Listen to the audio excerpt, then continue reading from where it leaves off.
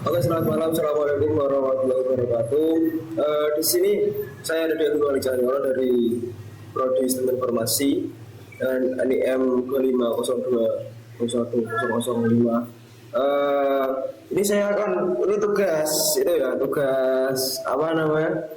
SIM, Sistem Informasi Manajemen. Di sini saya memiliki tugas untuk menjelaskan ulang atau mengkaji ulang tentang materi dari Pak dosen kami pada matkul SIM, ya. Itu tentang arsitektur dan dinamika informasi sistem informasi manajerial. Ya. Sebelum kita masuk lebih dalam, pertama yang kita ketahui adalah apa itu sistem, ya. Sistem dan informasi. Apa itu sistem? Pertama yaitu sistem merupakan sekumpulan elemen yaitu seperti manusia, mesin, kemudian prosedur atau tata cara, data, yang saling berkaitan untuk mencapai sesuatu tertentu yang telah ditentukan. Ya, itu sendiri merupakan definisi sistem secara umum atau secara global. Dan sistem sendiri itu memiliki karakteristik, yaitu dia pasti memiliki komponen dan memiliki batas atau boundary, dan dia juga memiliki lingkungan luar, lingkungan, ya. Kemudian juga sistem itu memiliki penghubung atau sering kita sebut dengan interface, penghubung antara si user atau si pemakai dengan sistem itu sendiri, ke data dan ke lain-lainnya. Kemudian ada input sebagai tempat pemasukan data, kemudian ada pengolah atau proses untuk mengolah data yang dimasukkan, dan ada output atau hasil. Nah, kemudian sistem ini ada banyak klasifikasinya, ya, mulai dari abstrak, kemudian ada fisik, alamiah, atau buatan manusia, atau bisa saja juga terbuka ataupun tertutup seperti open source macam gitulah.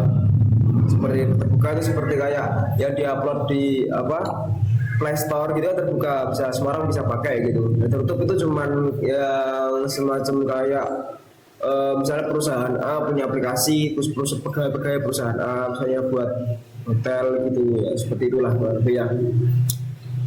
Kemudian ada informasi. Tadi kita sudah tahu apa itu sistem, bagaimana definisinya, kemudian klasifikasinya, dan tadi komponen-komponennya gitu. Dan setelah itu adalah informasi. Informasi sendiri yaitu adalah data yang telah diolah oleh sistem, ya, ataupun nggak pakai sistem lah, kita pakai olah data yang telah diolah, dan kemudian data tersebut dapat bermanfaat bagi orang-orang banyak atau bagi para audiens atau pendengarnya, atau yang ya target dari data itu sendiri.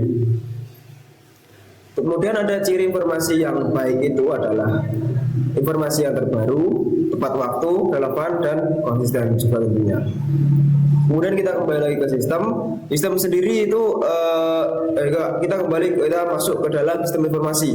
Kita masuk ke dalam komponen utama yang ada pada sistem informasi.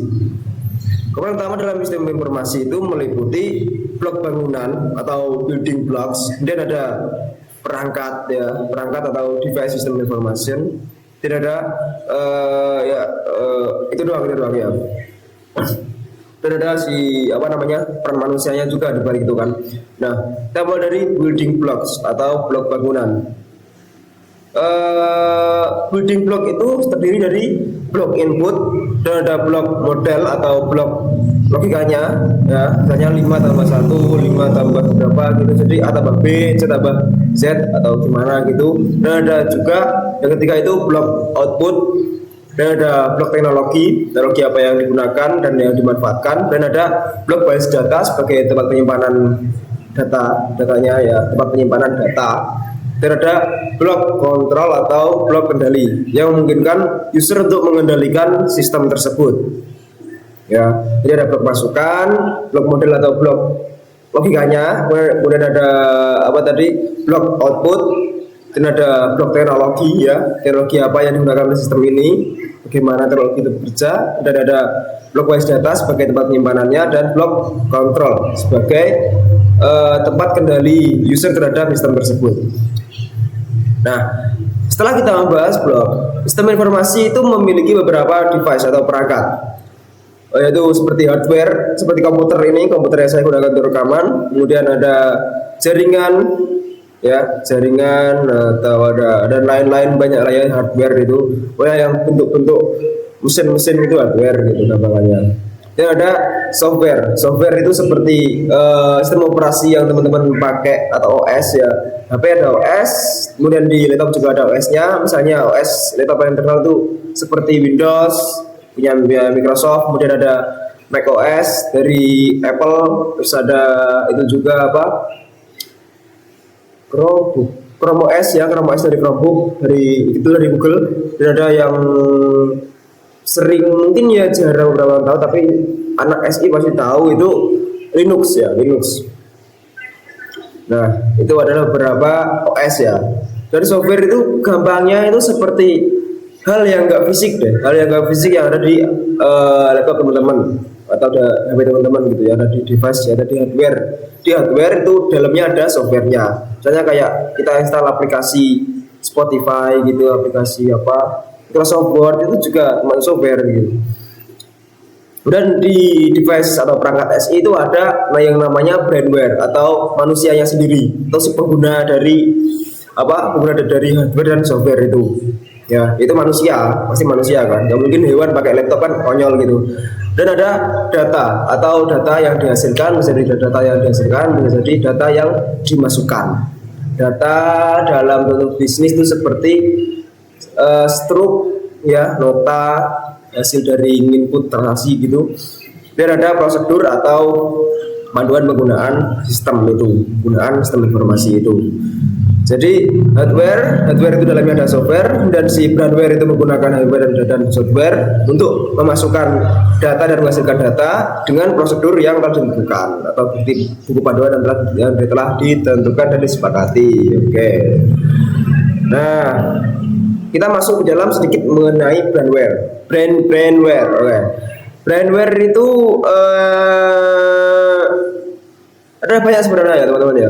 Selain dari usernya sendiri, user biasa, user normal, itu ada spesialis informasi. Ya, itu yang analisis sistem. Ada yang misalnya gini ya. Ada sebuah perusahaan A butuh sistem seperti ABCD. Nah, jadi yang spesialis informasi atau spesialis sistem itu dia akan memecahkan masalah. Di mana sih celahnya, gimana sih solusinya gitu. Dari sistem yang diinginkan atau yang sudah lama untuk menjadi sistem yang lebih baik. Dan ada si programmer ya, yang merancang dan membuat sistem itu. Dan ada si operator dan administrator data. Itu yang mengatur bagaimana data yang disimpan, di mana, bagaimana, pakai apa, lewat apa, dan lain sebagainya, hingga data itu benar-benar tetap terjaga gitu. Kemudian karena kita di sini membahas sistem informasi manajemen, tidak lengkap kalau kita tidak membahas si manajemen itu sendiri. Nah, di sini terdapat beberapa tingkatan level manajemen. Ada yaitu mulai dari paling atas yaitu top manajemen, kemudian ada middle management, terus ada yang paling bawah itu low management ya. Untuk top manajemen, dia itu biasanya membutuhkan informasi yang bersifat jangka panjang. Jadi seperti CEO gitu ya, lebih ke eksekutif. Untuk middle management mungkin lebih seperti operasional bulanan ya. Operasional bulanan itu middle management maksudnya. Jadi setiap bulan kita harus rekap absen atau rekap keuangan atau rekap apa gitu kayak ya. Terus low management itu yang menggunakan sehari-hari. Gitu. Misalnya dalam contoh praktek di sistem sebuah aplikasi perusahaan laundry gitu ya, laundry ya. Ada pegawai, ada yang administrator, ada CEO-nya. Nah, CEO itu pasti top manajemen karena dia dari sistem tersebut dia akan menghasilkan sebuah keputusan atau decision untuk menentukan langkah bagaimana ke depannya. Untuk menentukan keputusan apa yang diambil untuk melangkah ke depannya bakalan gimana gitu si bisnisnya ini, si laundry-nya ini. Jadi si CEO nanti dari data dari sistem tersebut dia akan menentukan decision atau keputusan. Jadi oh dari sini, jadi kedepannya tahun depan atau berapa tahun ke depan saya akan bikin ABCD gitu.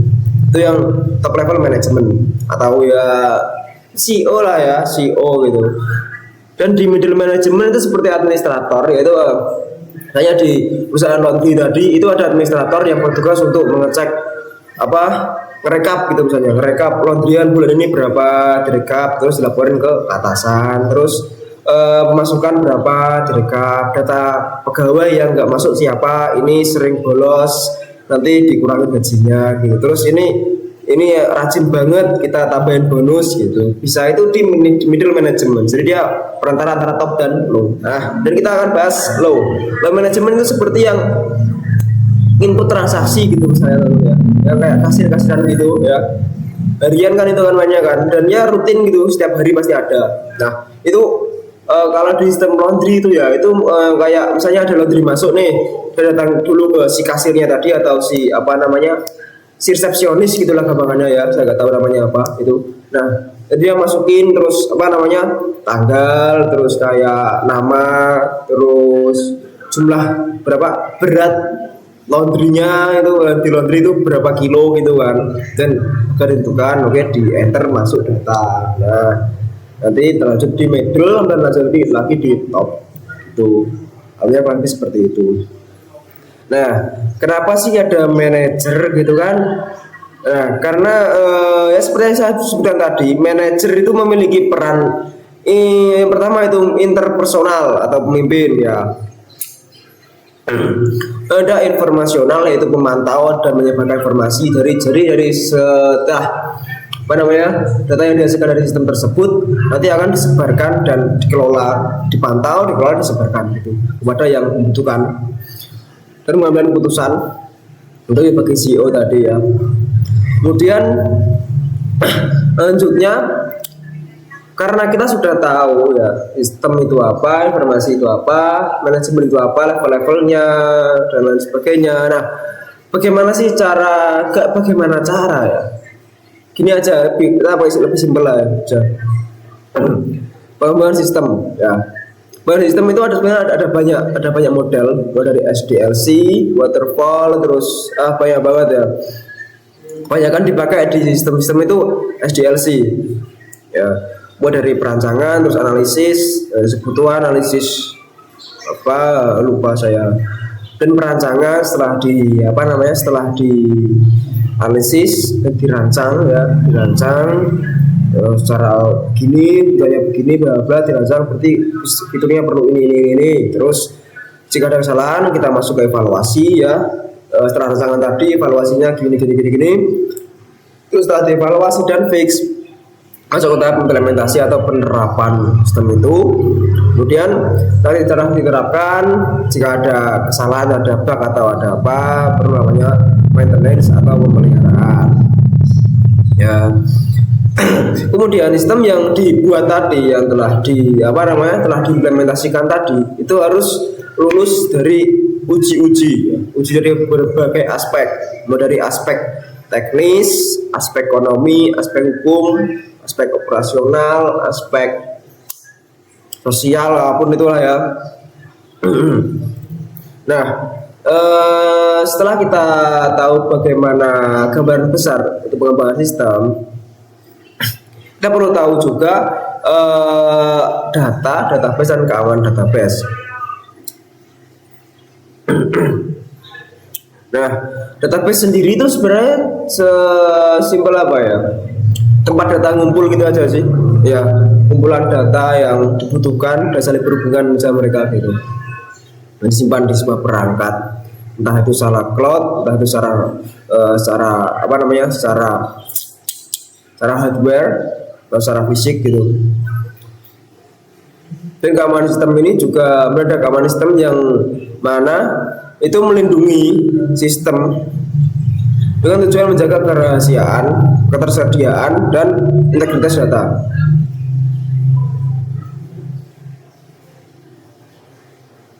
Kemudian adanya sistem tadi itu harus memiliki, yaitu dengan adanya apa sih? Nah ya, data itu kan disimpan di satu tempat kan ya. Nah jika suatu saat hal yang tidak diinginkan terjadi atau terjadi sebuah bencana, maka kita harus siap-siap untuk apa namanya membackup hal itu kan. Nah kita harus memerlukan yaitu rencana cadangan jika bencana terjadi, bagaimana data, misalnya data itu hilang di laptop atau gimana, kita sudah backupnya agar data tidak hilang dan sistem berjalan sesuai dengan apa yang diharapkan. Nah,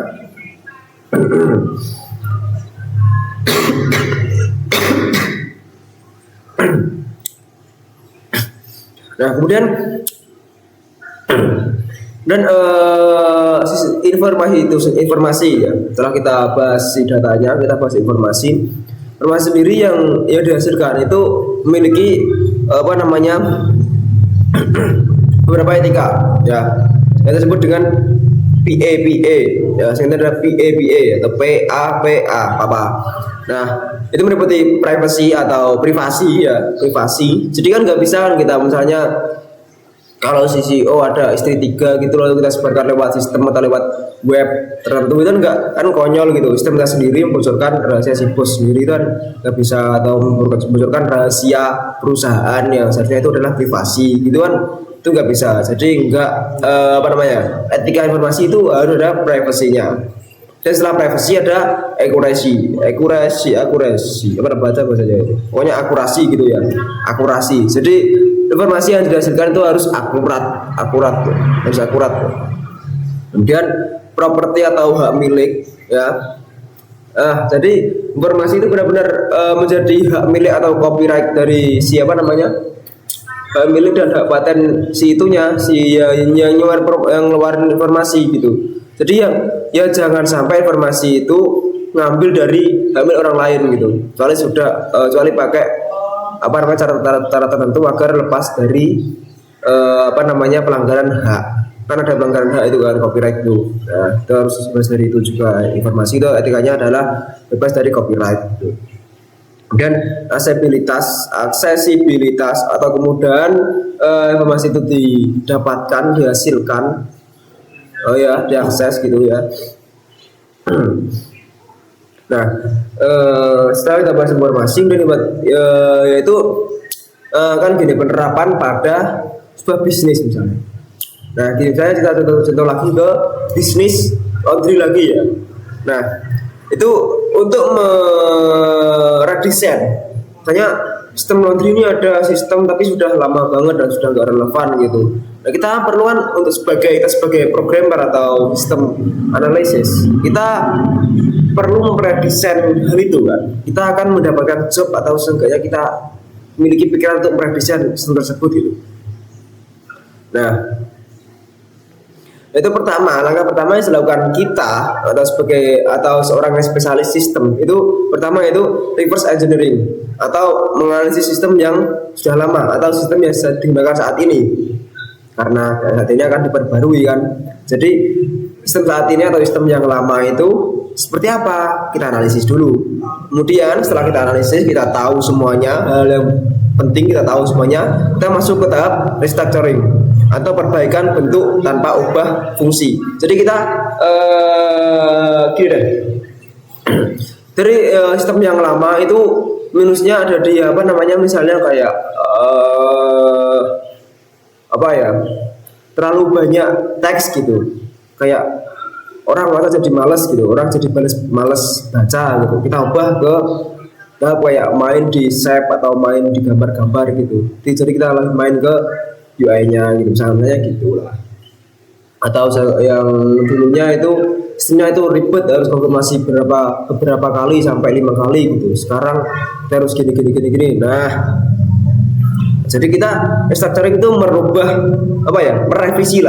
merevisi dari analisis tadi, kita tahu kelemahannya di mana, kurangannya di mana, kalau dijadikan ini itu cocok gitu. Nah, jadi kita restructure ulang, kita strukturin ulang ya, atur ulang, bentuk ulang, gimana biar jadi yang lebih baik tanpa menghilangkan fungsi utama dari sistem tersebut. Ya, setelah kita sudah bikin rancangan untuk merestructuring atau menstruktur ulang Setelah itu kita akan re-engineering atau redesign total. Kita menghapus sistem yang lama, kita gantikan dengan sistem yang baru. Gitu. Kemudian secara fungsional ya, penerapan sistem informasi berapa manajemen ya, penting sih ini ya, pokoknya seperti sistem informasi manajemen itu ya, itu adalah keterkaitan antara si programmer atau sistem analis atau yang spesialis di sistem itu berhubungan antara bisnis atau sebuah usaha tertentu yang di sana memerlukan sebuah sistem. Ya, SIM sebenarnya seperti itu doang sih, simpelnya gitu. Ya gitu mungkin cukup ya. Tertutup. Assalamualaikum warahmatullahi wabarakatuh.